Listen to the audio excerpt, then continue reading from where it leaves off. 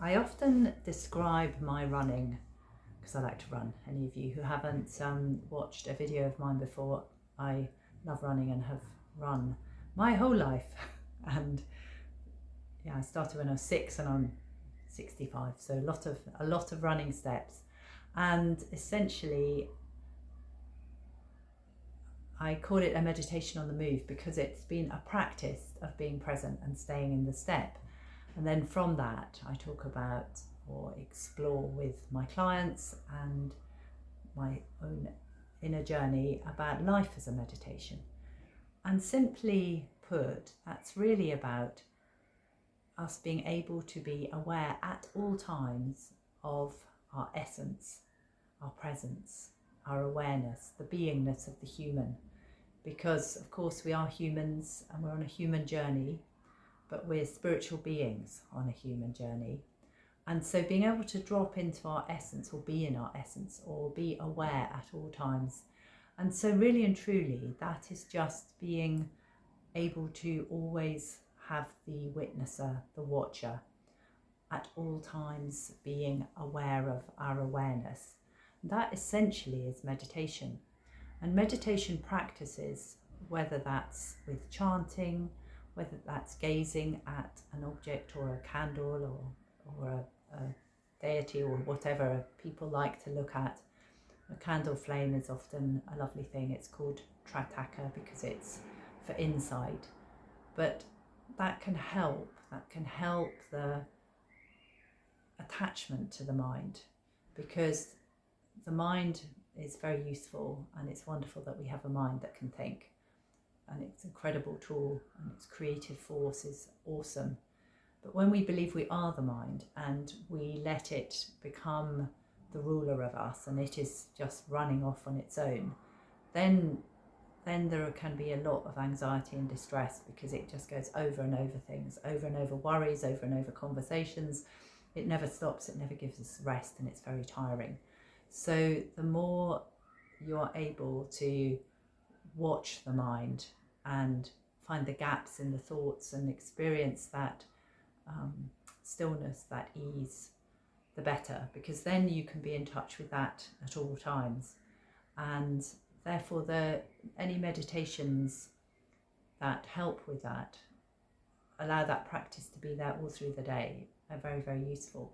And it can be useful through the day to come back to presence every 20 minutes, every hour throughout the day, just with the breath. There are lots of apps now with breath techniques on them. The box breathing is great, where you breathe in for a number, 4 to 6, hold it for 4 to 6, breathe out for 4 to 6, hold for 4 to 6. And just doing that throughout the day can mean that you come back into the body.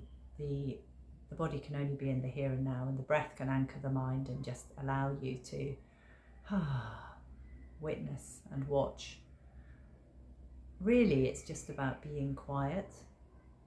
So sitting quietly and not doing anything, no distractions, and being able to have a gap between the identification with your mind and its thoughts, even if the thoughts carry on. The more you're able to watch them and know they're just like birds flying across the sky or clouds scudding across a clear blue sky. And the clear blue sky is the essence of who you are. It doesn't matter what you're doing, anything can be a meditation.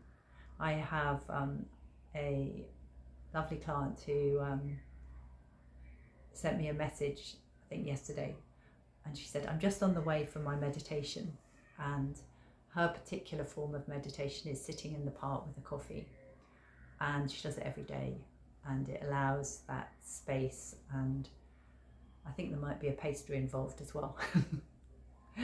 But meditation doesn't have to be sitting cross-legged with your eyes closed. It's about the stillness within you. It's about the watcher, the witnesser. It's about clearing away the space so there isn't tension,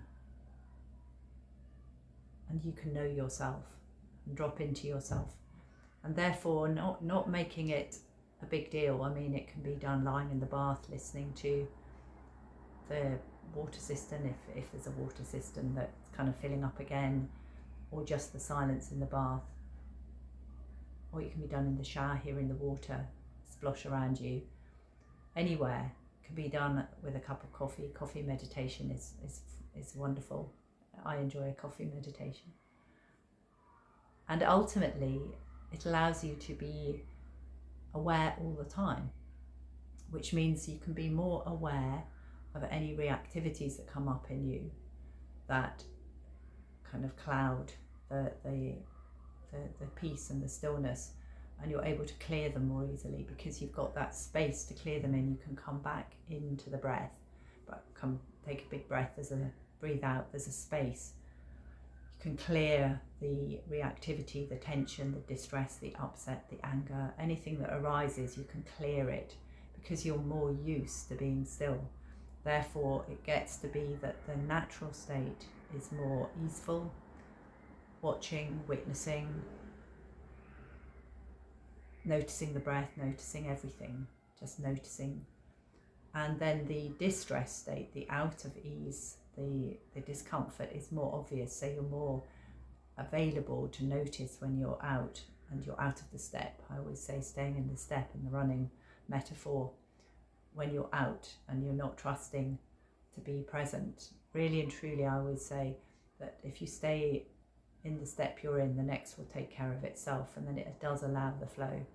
We then are creating everything in the moment rather than just on a loop, which often is just a loop of a mental loop, a psychological drama. It's caught in an eternal loop that we're used to.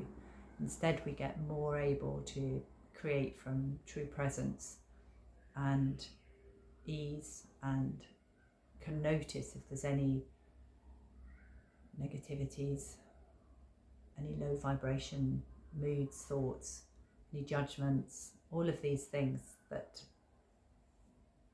put a ripple on the lake of stillness that is our true nature. So the coffee meditation, coffee and pastry meditation, is a lovely one, and something I often, if my clients find meditation difficult, they don't have time for it, they it's not going to happen. I always know if people, it's not going to happen, they're not going to do breath work, they're not going to do any of the things that I might suggest that might help them to get a bit more easeful. I find out what they are likely to do, and most people are likely to have a cup of tea or a cup of coffee in the day. And so by making that the meditation, it's incredible how powerful that is, because they're going to have something, they're going to sit and eat some food, drink something, and therefore making that the meditation is awesome, because they find that they can connect to themselves, the essence of them. And of course the coffee or the glass of wine or whatever it might be, I've suggested wine meditations with people, and rather than it being, oh, I need a drink to relax me, actually to have it as a meditative process, the whole thing, the getting the bottle out, the choosing the wine glass, pouring of it, just being absolutely mindful of the whole process, noticing everything, being aware and still. And then ultimately the practice becomes a practice that is a practice of life as a meditation.